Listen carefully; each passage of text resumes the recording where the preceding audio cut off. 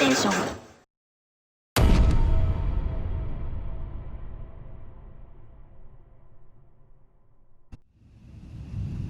Hello, Comanche Native here, and I'm playing Dead by Daylight.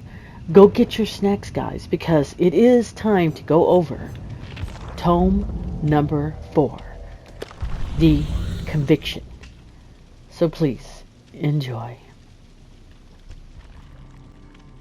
Don't play with powers you don't understand. Lisa's grandmother scolds her for scratching a symbol into her textbook for good luck. Lisa apologizes for snooping through her things. She just wanted to know more about the old village town and the stories of witches and cannibals that were burned alive or chased out. She heard her mother say her grandmother had come across several books written in an unknown language with strange symbols.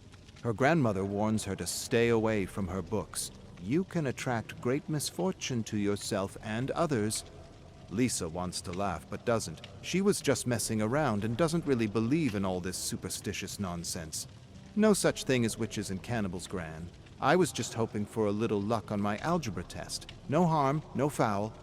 Her grandmother tells her the symbol she sketched was the very one she had used long ago to turn a cannibal into a gnarled, twisted swamp tree covered in putrid black ooze. It's so ridiculous, Lisa wants to burst out laughing, but she contains herself as she listens to her tale of cannibals and missing children. When her grandmother finishes her story, Lisa hugs her and kisses her soft, wrinkled forehead. Don't worry, Gran. I'm not going to turn into a swamp tree or be kidnapped by a bunch of cannibals. Lisa doesn't know if it's the symbols on her book or some kind of placebo effect. But her math scores are improving. Not as much as they should be, but still. She's passing, and passing is an improvement. Her friend Pam says it's all malarkey. There's no such thing as lucky symbols that can raise your grade. It's all smoke and mirrors, unfounded ancient superstition. Jokingly, Pam says she wants better marks too. She grabs Lisa's textbook and copies the symbol in her school agenda several times. Lisa feels a tug in her gut, and she stares at the symbols with concern. You really shouldn't do that. She yanks her textbook back from Pam. You shouldn't mess with powers you don't understand. Pam laughs. What's the problem, Lisa? If these things can help you pass math, they can help me pass English too. No big deal.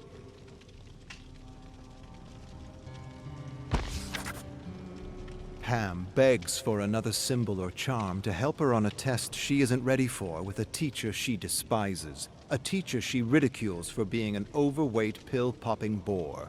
Lisa refuses to entertain the idea and tells her she's not allowed to look at her grandmother's secret book, let alone share its contents with strangers. Pam shrugs and proceeds to scratch a symbol on her arm with a toothpick. She asks if Lisa heard what happened to the woman near the school. Lisa shakes her head. Pam laughs as she draws blood with a toothpick. Dumbass walked into the street while reading and splat. Crushed by a truck. Come! She flicks the toothpick to the ground, grabs Lisa's wrist, and leads her to a road a few blocks from the school. Lisa covers her nose and can smell the fermenting human fluids in the cracks of the pavement. Pam points out bloodstains and clumps of hair in the road and makes jokes at the dead girl's expense.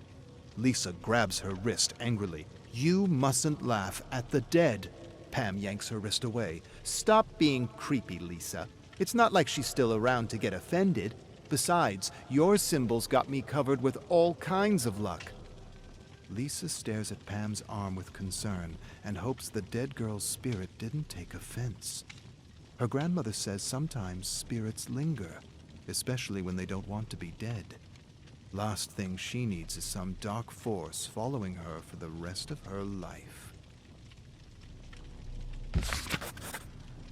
Pam's English teacher died of unknown causes, and Pam's dancing with joy, relieved she doesn't have to do his stupid test on some irrelevant dead author.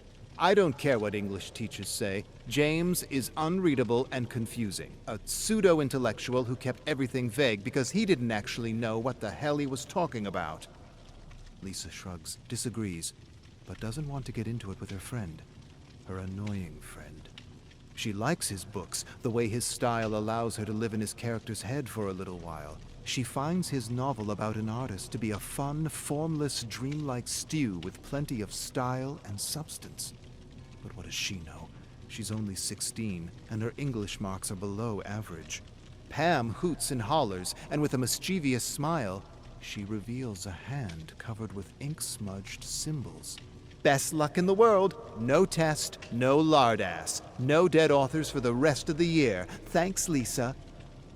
Lisa stares at the symbols on her hand and wants to yell at her for being so careless with things they both don't fully understand. She closes her eyes and hopes her English teacher wants to be dead and that he isn't lurking about. The class is at the funeral out of respect for their beloved English teacher.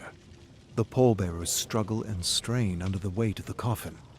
Pam leans toward Lisa and whispers how lucky she is and how unlucky the poor pallbearers are to have to lift such a heavy coffin. Imagine having to carry that lardass to his grave. Lisa nudges Pam and tells her to quit it. As the pallbearers approach them, she feels a sudden tug in her gut. An instinct tells her to take some distance from her friend. An image of lightning striking Pam flashes through her mind. She wonders if an angry spirit could make that happen. Every muscle, organ, vessel, fried in an instant for her hubris. Pam snaps Lisa out of her thoughts with another tactless comment. Lisa hears her grandmother's voice in her head, telling her that her friend has tempted fate by laughing at someone else's misfortune, for having laughed at the dead. She doesn't really believe in all her grandmother's superstitions, and yet she inches away from her friend, staring at the darkening clouds, waiting for lightning to strike Pam down.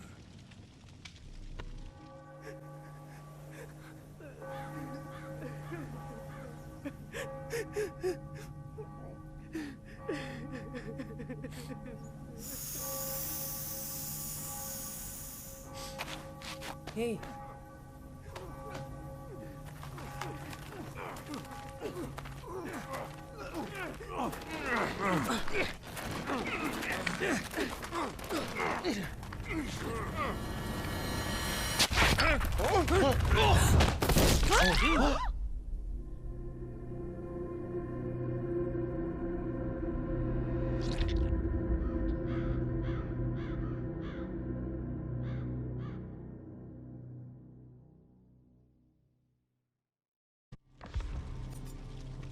Ace rushes into Uh-Oh's sports bar, still pumped with the excitement of the mixed martial art title defense he just watched.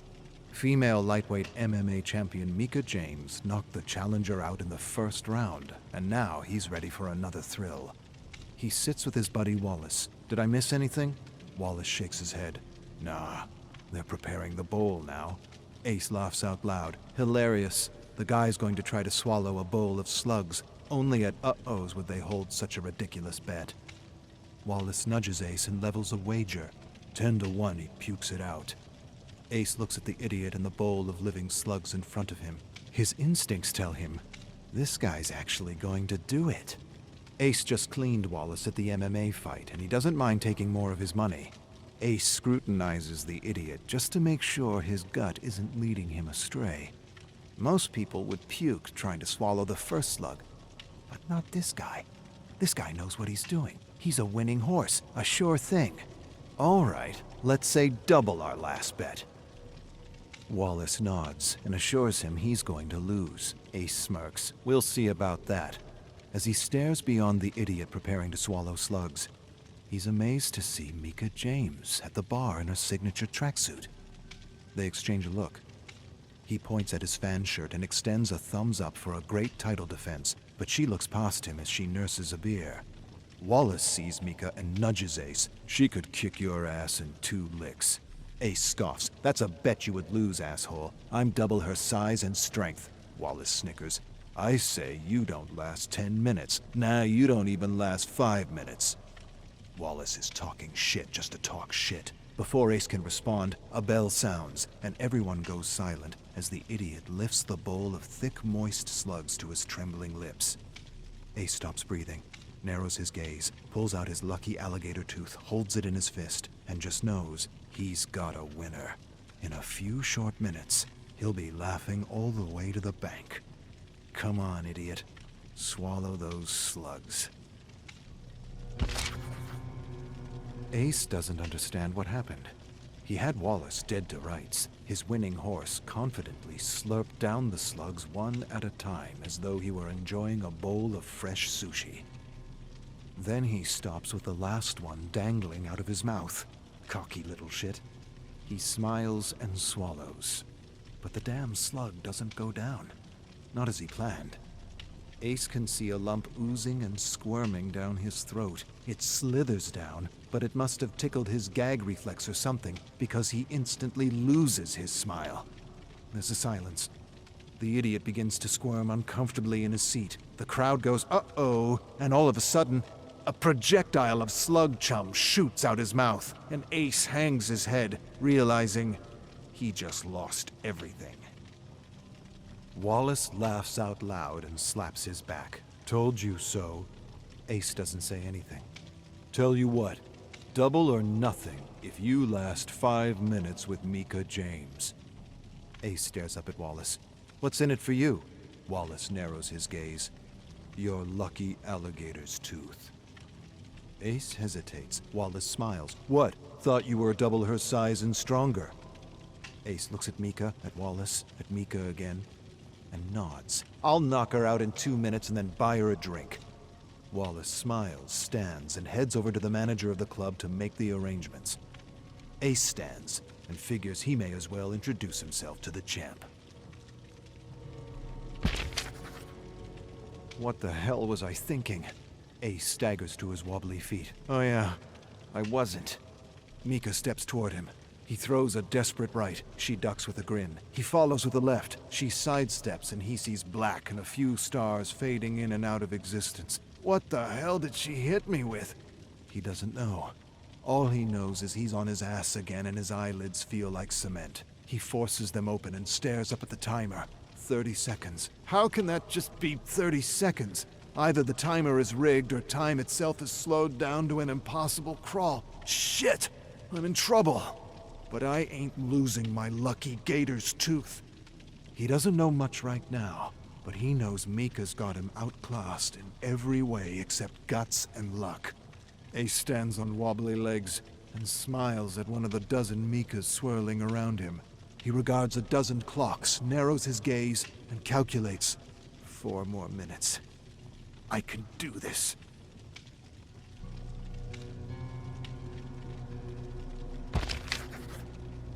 The crowd is hollering and jeering. Fight, fight, fight. Ace stares at the timer and is relieved to pass the 2-minute mark. Only 3 minutes to go. He just wants to last and has completely given up on the idea of knocking Mika out. He'll be happy if he can land just one punch. He thinks he might need to grab her hair and punch below the belt just to get her to back off. But she moves faster than his eyes can track, and he's convinced his feet are turning to spaghetti. She stares at him like a hungry tiger and throws a roundhouse kick. He ducks, laughs, just as he feels her hand knit over his head and her wicked knee in his face. Black fills his vision. A moment later, he's on the ground, swirling in a pool of stars with the crowd giving him a count in unison. He's up at 5, with a fat lip and a pathetic smile. Minutes don't feel like minutes. They feel like hours, days. 3 minutes and Ace wants to throw in the towel, but his pride won't let him. His common sense is telling him to quit before she breaks another rib. He gets the sense he won't be laughing to the bank, but to the hospital. But he can't give up. He won't give up, and he certainly won't lose this bet. He's going to win, even if winning kills him. For a moment, he half remembers a quote about sitting on a stove with a pretty girl, or a pretty girl cooking at the stove, or something about a pretty girl and a stove. He's getting it all wrong, but he knows it has something to do with time. Mika smashes a fist straight into his puffy face, and he staggers back and nearly buckles over. He manages to keep his balance and tries to smile, but just as soon as his lips part, he somehow finds himself on the hard floor, staring at a crowd that seems miles away, laughing as they give him a count in unison. He rolls on his belly and pushes himself up, groggy and spaghetti-kneed. It's gonna take a lot more than that to keep me down.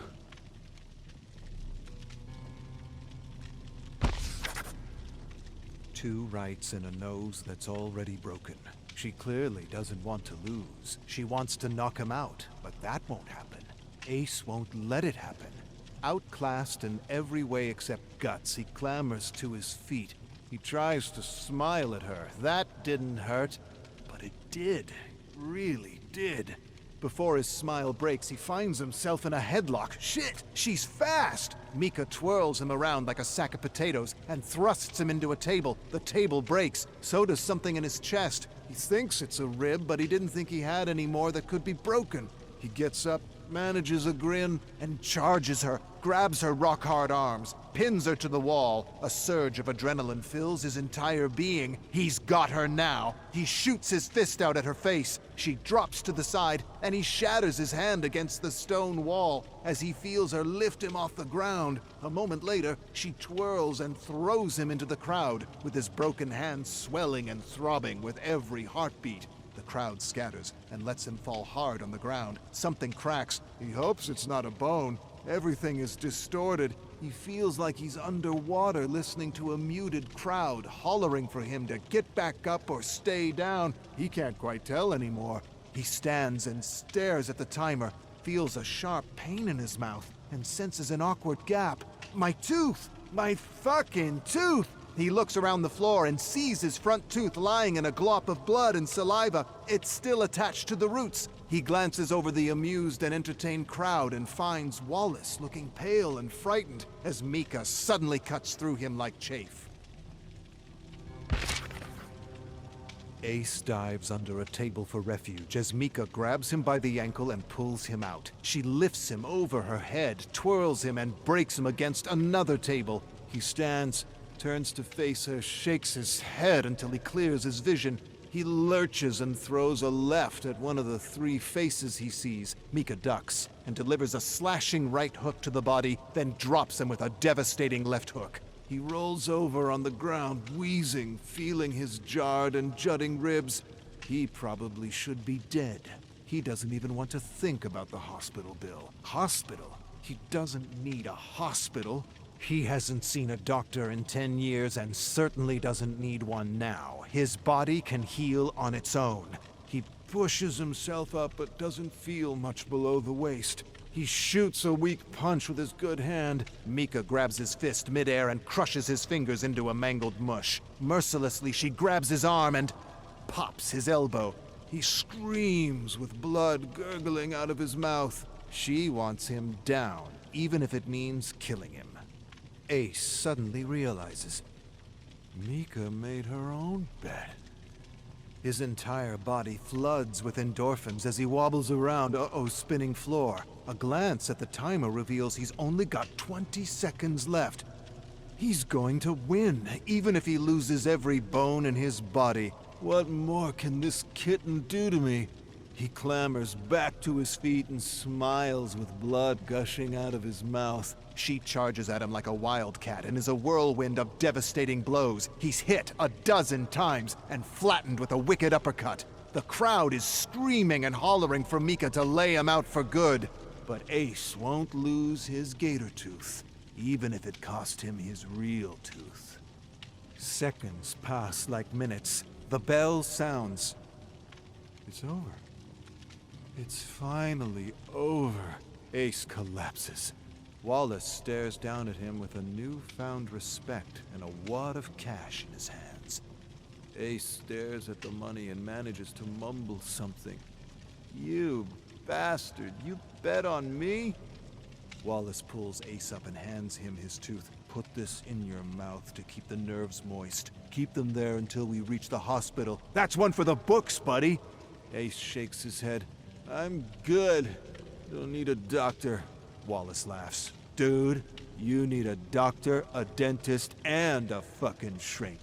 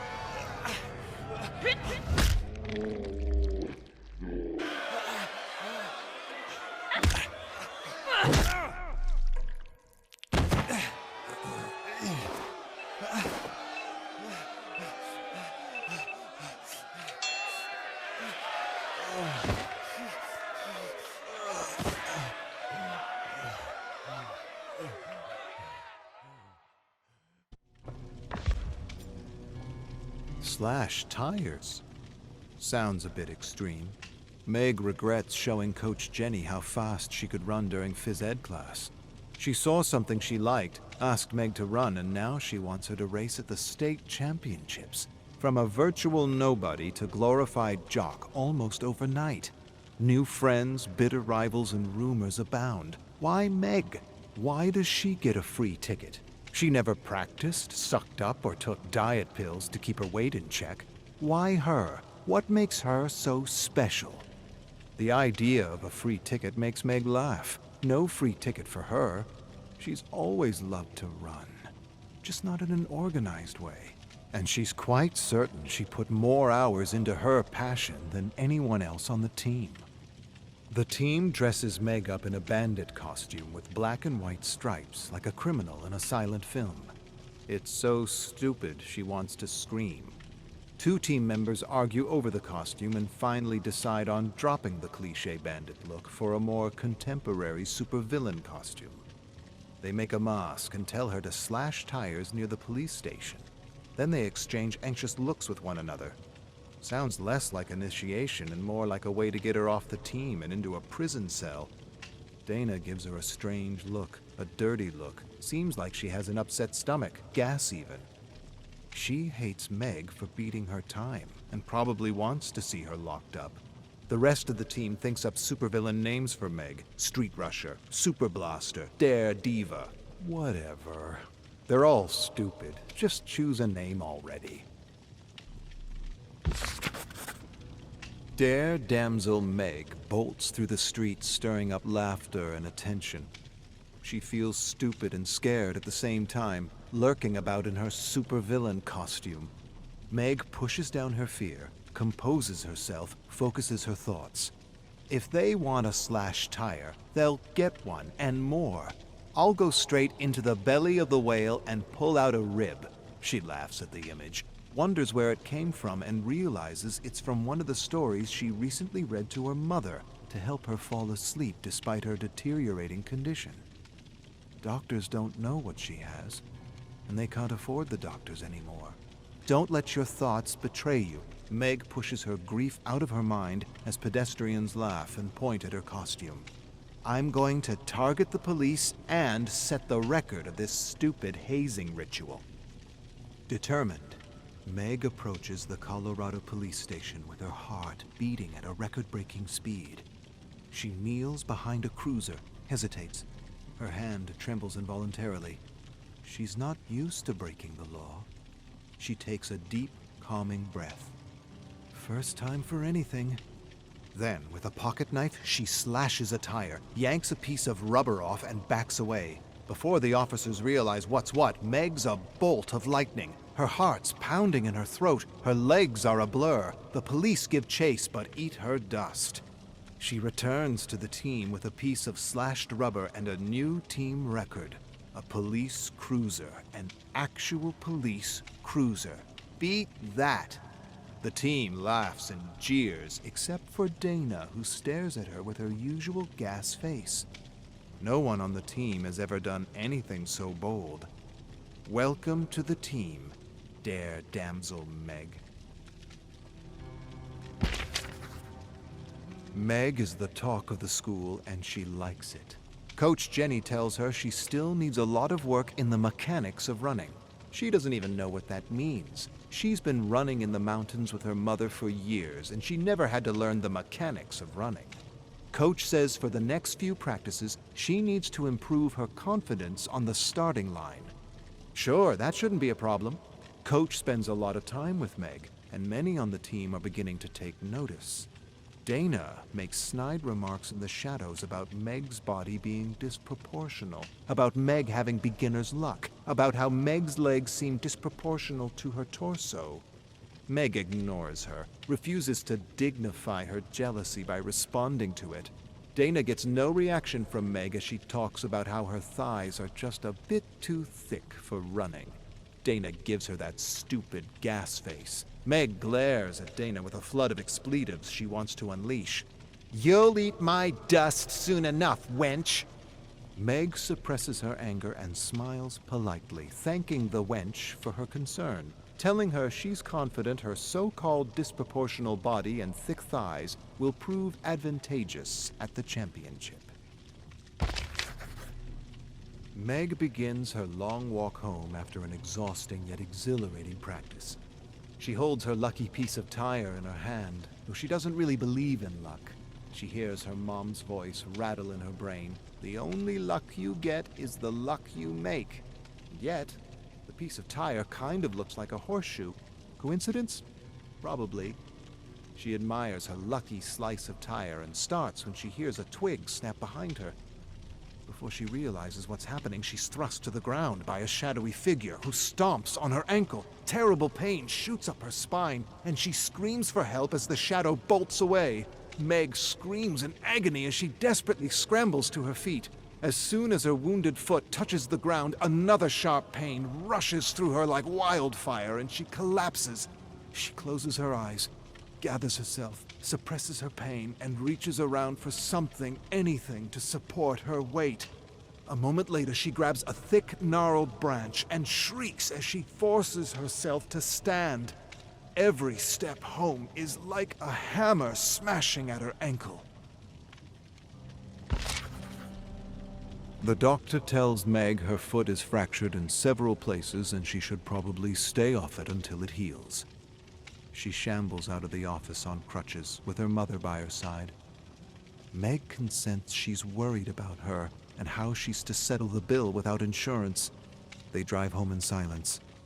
"Mom, I'm sorry." Meg breaks the silence. Her mother shakes her head. "Don't apologize, Meg. There's no need for that. I'm just glad you're okay. Could have been a lot worse." Meg nods and replays the assault over and over again in her mind. The push, the kick, the stomping. Nothing about what happened makes sense. The perpetrator didn't mug or try to steal anything from her. Meg's mother breaks the silence and asks if she remembers anything about the man since they spoke to the police. Meg shakes her head. "I'm not even sure it was a man." Meg confides in her mother at the kitchen table.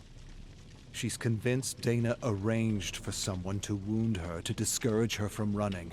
Anger overwhelms her and she says things she wouldn't normally say. "I want her dead. I want to crush her like a bug. I want her to burn in fucking hell. I would have won that race." Her mother listens to her without judgment and waits for her to calm down. "You're very upset and I understand, but don't. Don't stoop to her level. Don't let her turn you into what you're not. You want revenge? Best revenge is success. Let her know you're the best, even at your worst, and that will be her worst freckin' hell." Meg narrows her eyes on her mother. Her mother squeezes her hand. "If you think you're beaten, you are.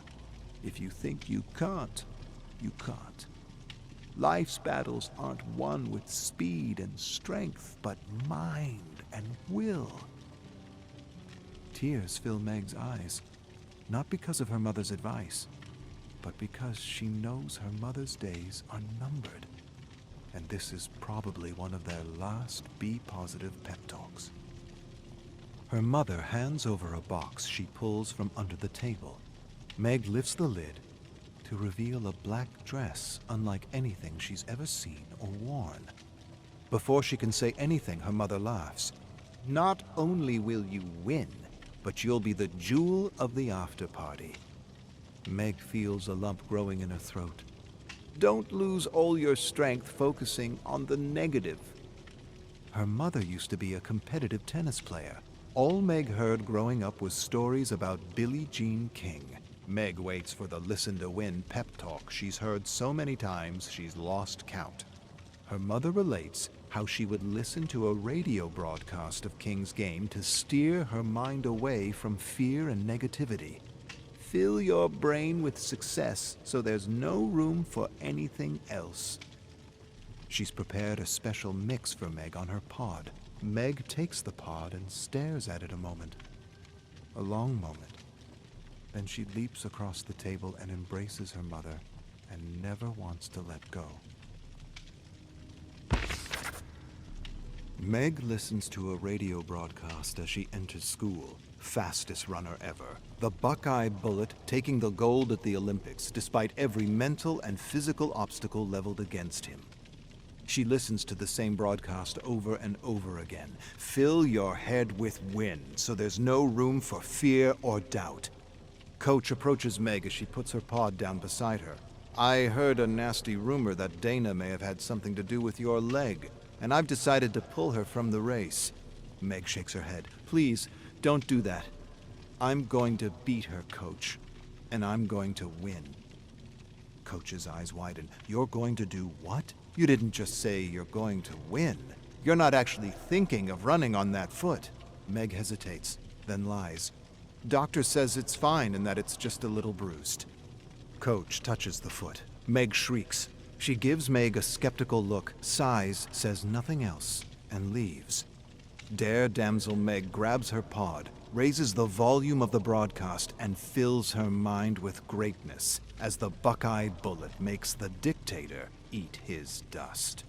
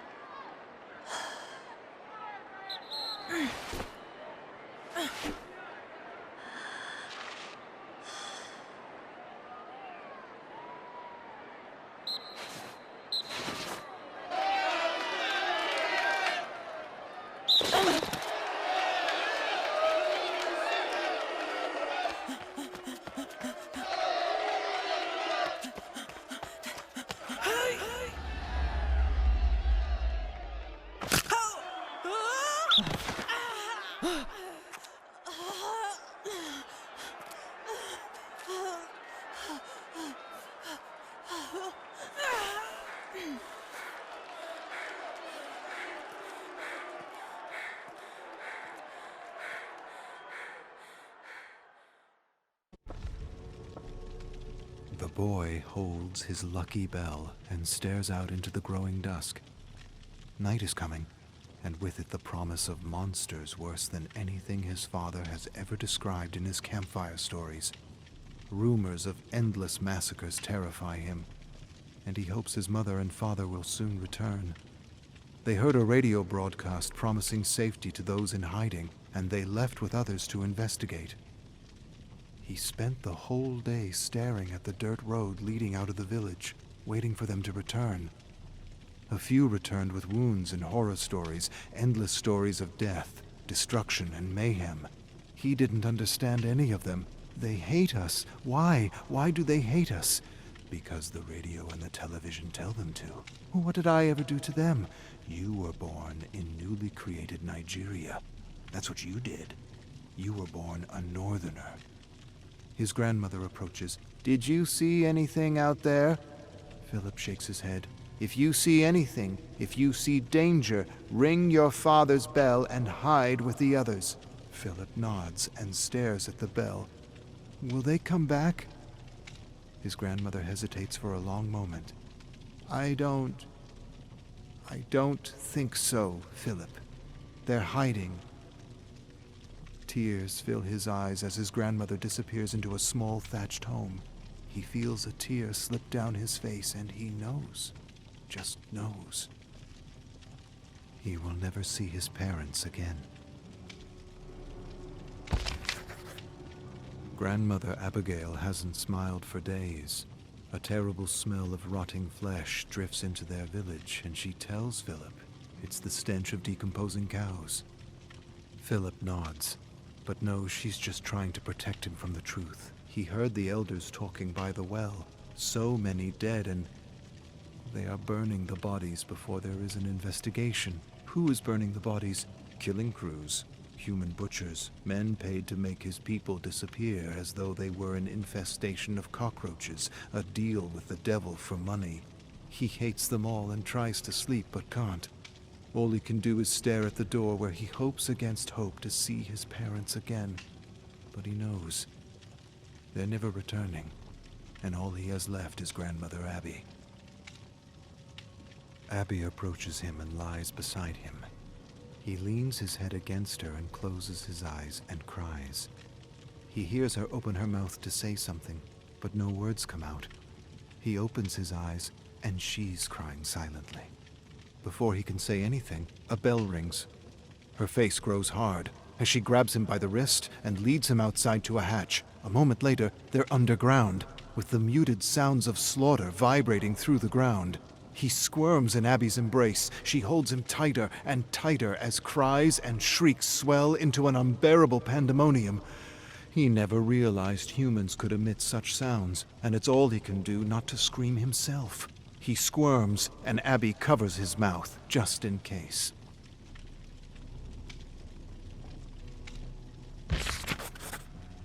Silence.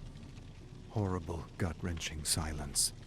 Philip shifts uncomfortably in their makeshift bunker and listens for something. Anything. Abby nudges him. Let's see your math skills, Philip. Math! She's trying to distract him from the hell outside. 6 plus 24 minus 8. He works it out. 22. She smiles and nods. She levels another challenge and another. He answers, with growing tears in his eyes. She touches his face. Don't think about what is happening outside. Listen to my words and play the game. He nods and tries his best to work out her challenges, but he can't help but think about his mother, his father. They said math would strengthen his brain, make him good in school, give him all kinds of opportunities his father never had. His father, he'll never do math with him again, never play chess with him again, or hear his stories. And why? Because of men who take money to do the devil's work. Abby nudges him.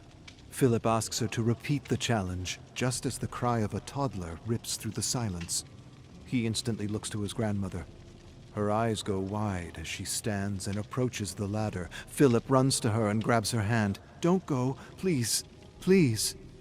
She hesitates, staring at the hatch above. I cannot leave the boy out there alone.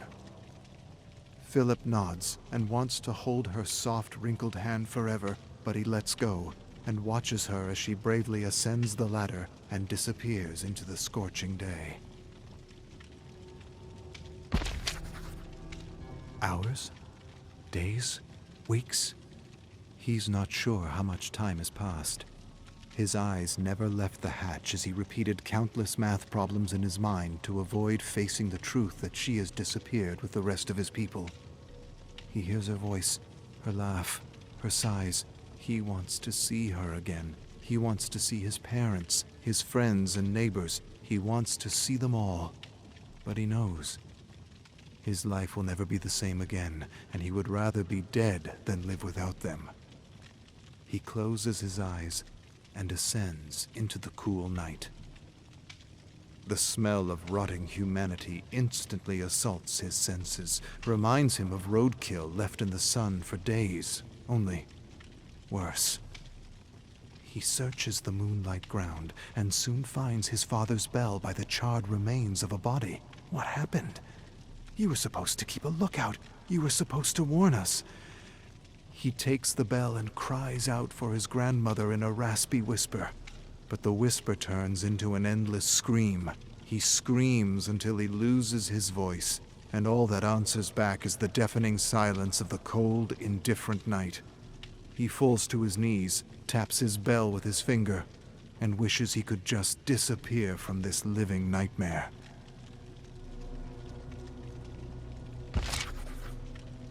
Village to village, it's always the same scene. Death and destruction. Burnt cars, homes, and bodies. His people disappearing in a seemingly endless mixture of fog and smoke. He can't move anymore.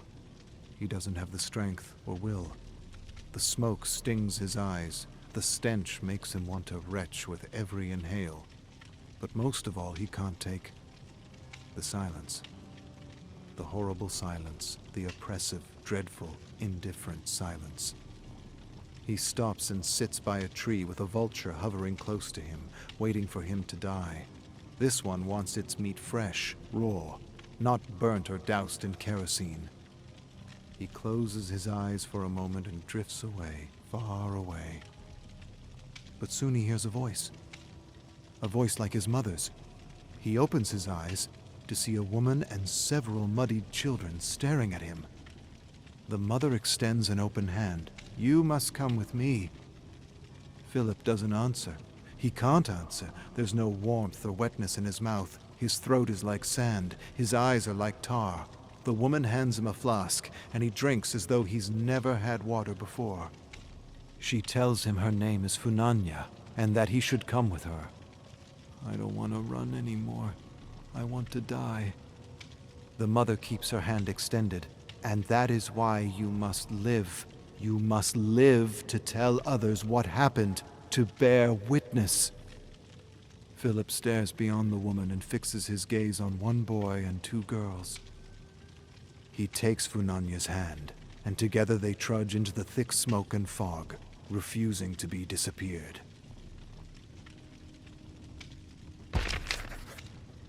Philip enters a home that's been ransacked by killing crews. There's blood splatter on the wall, and a dark, familiar stench. Philip doesn't want to think about what happened to the owners. For a moment he sees his mother approaching him, but then she disappears to reveal Funanya. She approaches Philip with some salvaged school supplies. Sometimes drawing helps get your mind off things. Philip shakes his head. He doesn't want to draw, and he doesn't want to do math. He doesn't want to do anything but wake up from this terrible nightmare. He stares at the other boy, Amika, as he draws a picture of his village. He has a dozen colors to choose from, but he only uses black. Funanya doesn't understand why, but none of the colors appeal to him. It's as though he stopped seeing color. Philip stares at the picture of the colorless village and steps outside where Nikki and Chica keep watch. He shows them his father's lucky bell, though he's not sure it's so lucky anymore. He hands it to Nikki, explains she should ring it if she sees anything. "I hate the smell of kerosene." Funanya nods and agrees with Philip. It's not the kerosene, but everything else attached to it. Nikki looks at Funanya and asks why the crews are burning everything. Funanya doesn't answer, and maybe she doesn't know. Philip turns to her. "They are burning evidence." Nikki and Chica look to Funanya, and she nods. Philip hears his grandmother's voice. "Death plus destruction equals good business for devils disguised as humans." Philip grinds his teeth and answers the disembodied voice. "They should all be killed. Those who pay for murder and those who profit from murder." Funanya stares at him. "Philip, don't say such things.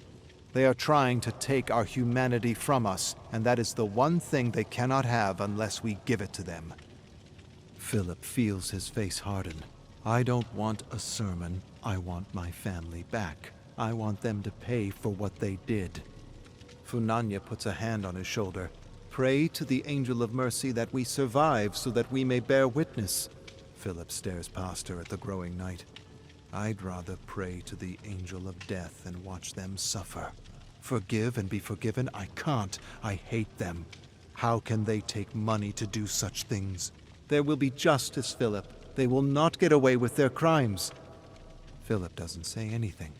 He doesn't say anything because, like his father, he believes that those with money, those who can afford killing crews and the quantities of kerosene required to burn humans by the thousands, can get away with any crime they choose to commit, even mass murder. She can pray for mercy all she likes. He'd rather pray for vengeance. Those who profit from murder are worse than animals. He can't get the idea out of his head that people would do such dreadful things for money. If he survives this, if he escapes this scorching hell, he'll have his revenge. He can't help but share his dark thoughts with Funanya, who says that an eye for an eye is not the way, that an eye for an eye would make the whole world go blind and plunge us all into infinite night. The world go blind? The world is already blind to what is happening to him and his people. To hell with the world. The world doesn't care. All this unrest and destruction was meant to happen. It was a mathematical formula to divide and conquer and rob his country of its beloved resources. He heard the elders say this 100 times. Funanya gives him more wise words from dead leaders, and he stops talking about revenge. For a moment, he thinks that maybe she's right. Maybe revenge is not the solution. Maybe the world will one day wake up from its slumbering indifference and help his people. Nicky hands Philip back his bell in the dark night. It's his turn to watch for killing crews, but he hasn't slept in days and his eyelids are stones. He holds his bell close to his heart, and for a moment, just a moment, he closes his eyes.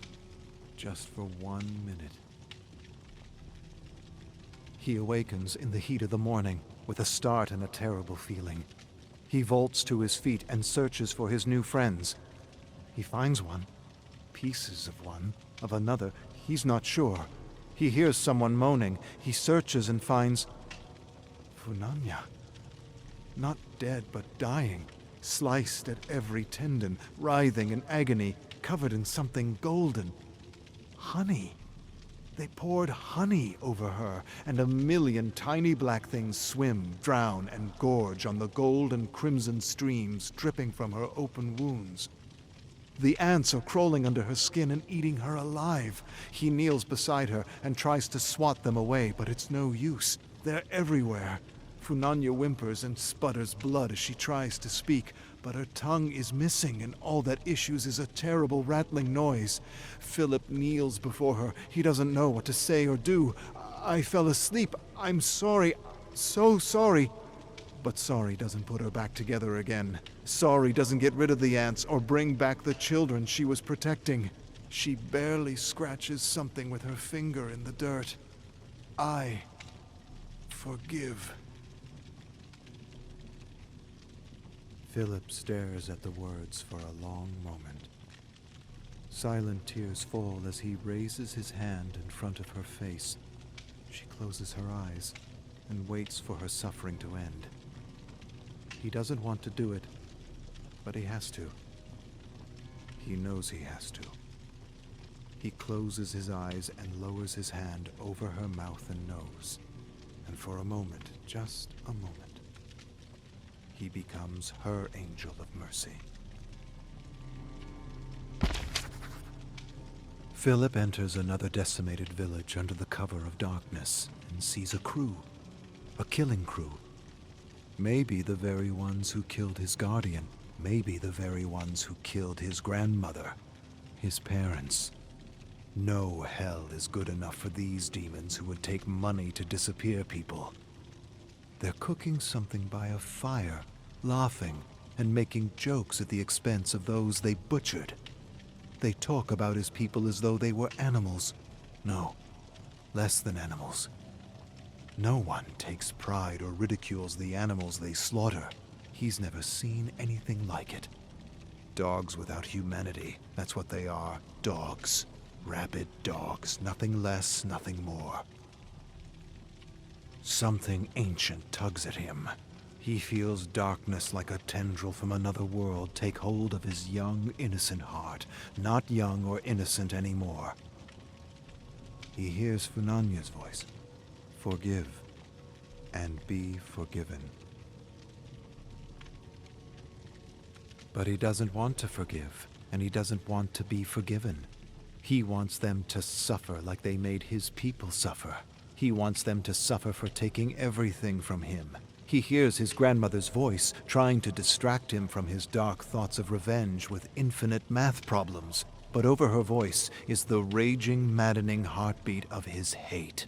Her voice screams out equations and challenges, but he glares at the men. He feels kerosene coursing through his veins, and he's ready to explode. An eye for an eye, and the whole world plunges into infinite night. Good. Philip notices the guns by the jeep. He could grab one and shoot them all. But he's never used a gun, and they'd probably run away. He could find a knife or machete, but these dogs would overpower him. Just walk away, Philip. Never look back. It's your duty to survive and bear witness. He ignores the voices in his head and only wants one thing. He wants them to suffer and disappear. He wants to... Yes. Take their kerosene and make them disappear the same way they made his friends and family disappear. In a swirl of smoke. And for a moment, just a moment, he is the angel of death swooping through infinite night.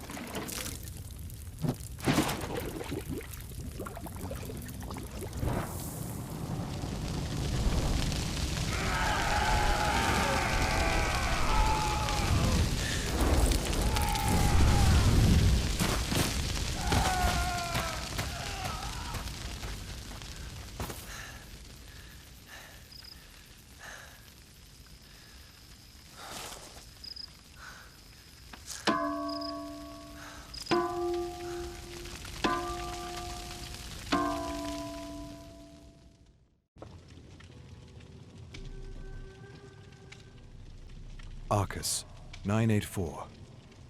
More luminous energy, sent to me by an unknown ally. With this energy, I was able to open a small window that allowed me to look into a lost realm, where I saw, to my great surprise, a city with survivors, living as though nothing was out of the ordinary. The window eventually closed, and I spent the entire evening imagining how such a thing could be possible, or if it was merely an illusion. The same night, another surge of energy permitted me to open a doorway into a realm I didn't much recognize or dare explore. I stared at the scintillating doorway until it faded out of existence. It's as though the one manifesting these sacred glyphs is trying to help me delve deeper into the mysteries of this dimension, or perhaps he is suggesting that the answers to my salvation are hidden amongst the countless realms discarded by this old one since time immemorial.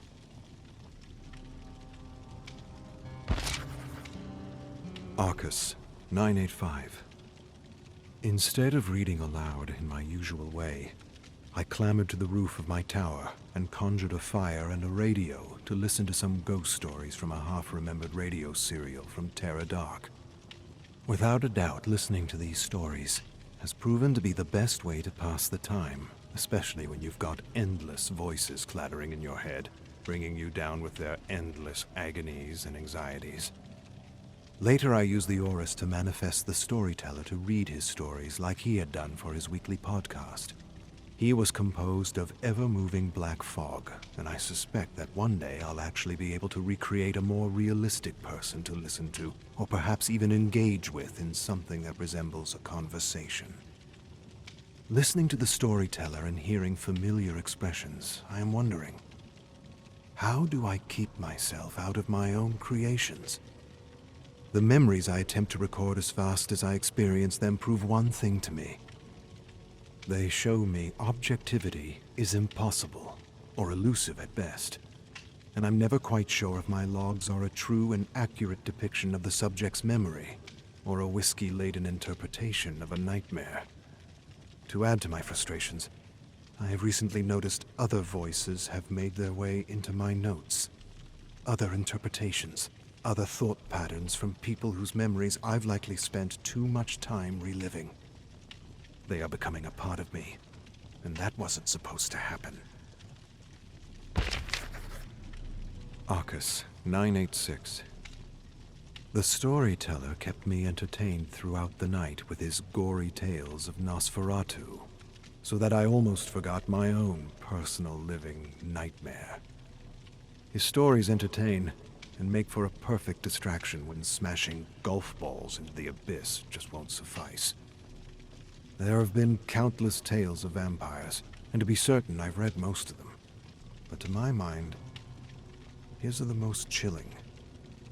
More than once now I've woken in a cold sweat, with the sense that my tower has been overrun by these horrible creatures with fangs for teeth.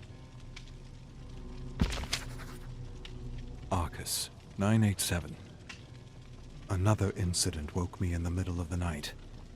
An incredible surge of energy coming to me from an undetermined source. At first, I thought my mind had given way to illusions and wild imaginings, until I realized the energy surging through my tower was widening yet another doorway into a lost realm composed of memories from an unremembered civilization lost to time. I approached and stared into the remnants of a war-torn, abandoned city, with the eerie cry of a baby echoing in the distance. Just as I made to enter the lost realm, the scintillating doorway shrunk and sizzled out of existence.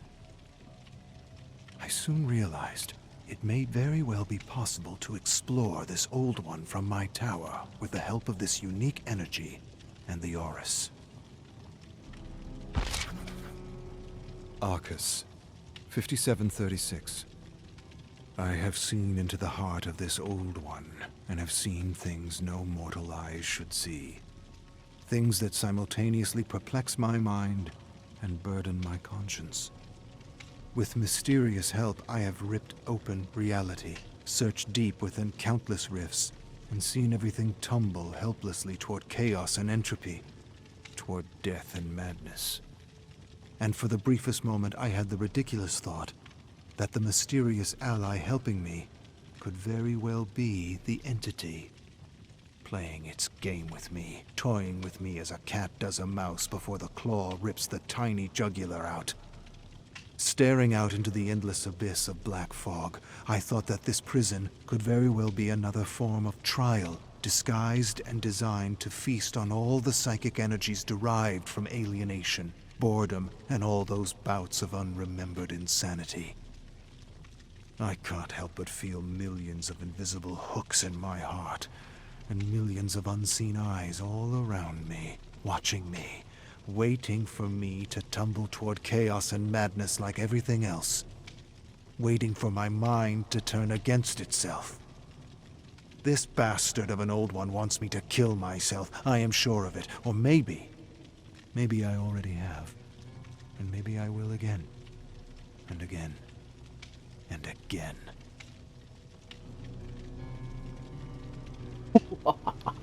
Does it give you shivers?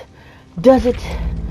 It sure did me when I saw Bong Bong at an early age burning people. And you know what? Good on him. They deserve to be burned. I'm serious. Sometimes revenge, you're just gonna have to do it. Well, this is Comanche Native, and I hope you enjoyed the Tomes. And I'll see you next time.